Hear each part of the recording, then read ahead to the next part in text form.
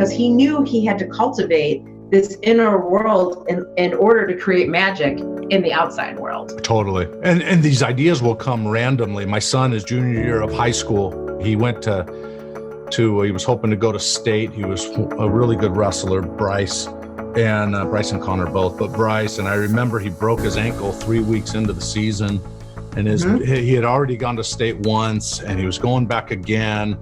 And he thought, oh, my season is dashed. And he asked me for my opinion. What should he do? Because he would be in a brace for about 2 months.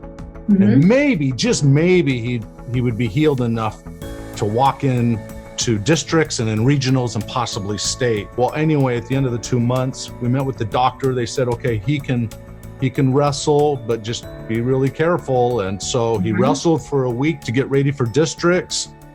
And he went to districts. He ended up winning first place. He then, the next week was regionals up here in Seattle. He went to regionals, and he was really nervous that Friday before, the night before he went to the tournament.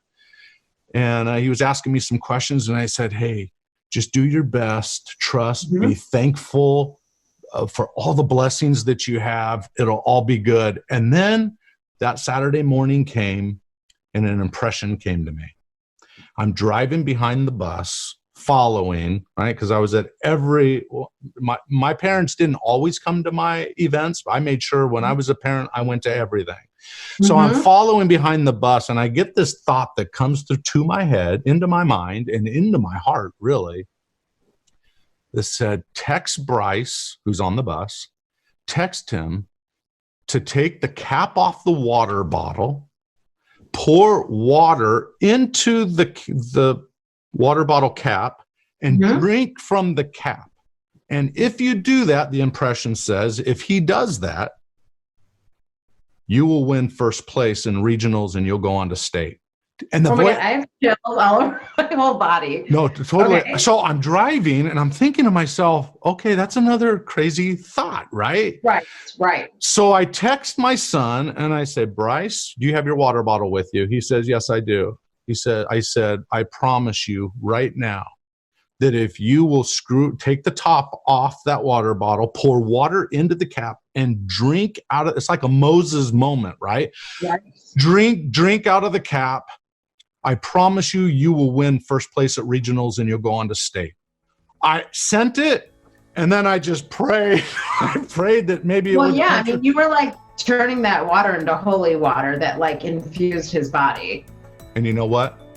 With a half-broken ankle, he won first place, went on to state, and won second in state. I live for stories like that. I love it.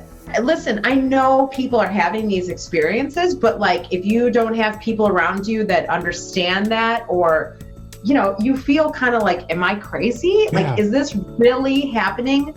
So that's why I like to talk about stuff like this, because it's not abnormal. I know this happens to lots of people, but they don't have an outlet, or they need to hear a podcast like this to be like, oh, is that what's happening? That's normal. Yeah, it's normal. I mean, it is normal.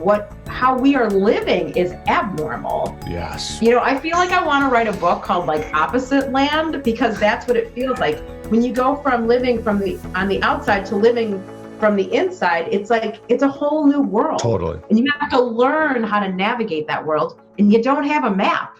Right.